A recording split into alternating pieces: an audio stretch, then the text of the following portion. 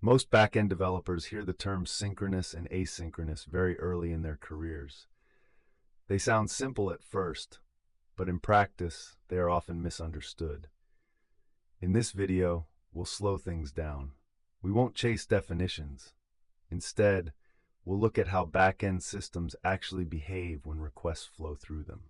Most explanations reduce them to labels. Synchronous means blocking.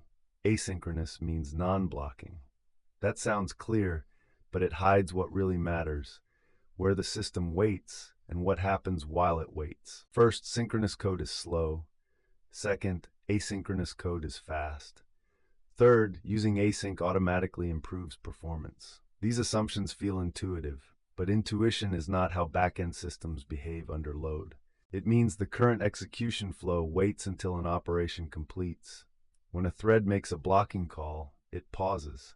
Nothing else can use that thread until the operation finishes. The key idea is waiting inline. The API receives a request. It queries the database and waits.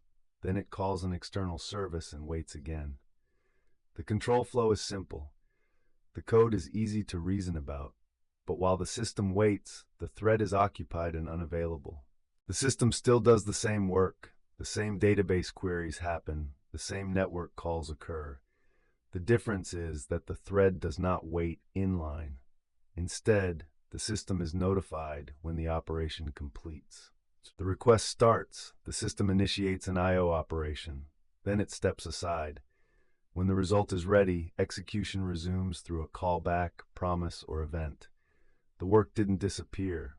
The waiting moved to the background. Imagine a simple API endpoint.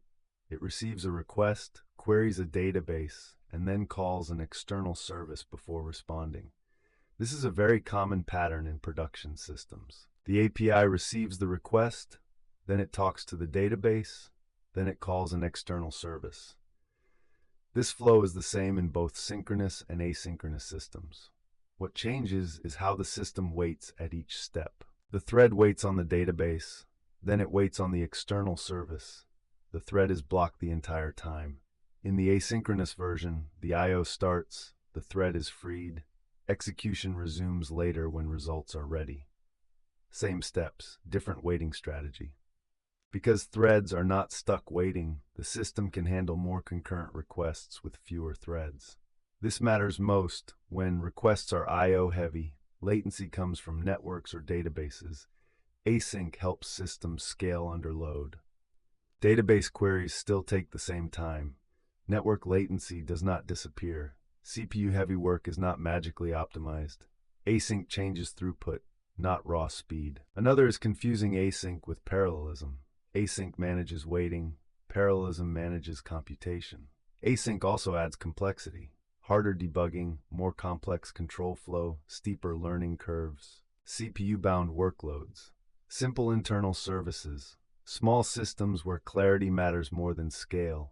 Synchronous code is often easier to reason about and maintain. Asynchronous systems do not remove work. They remove waiting from the main execution flow. Use async when you wait on I/O. Use sync when simplicity and clarity matter. Once you understand where systems wait, sync and async stop feeling confusing. They become tools, not labels.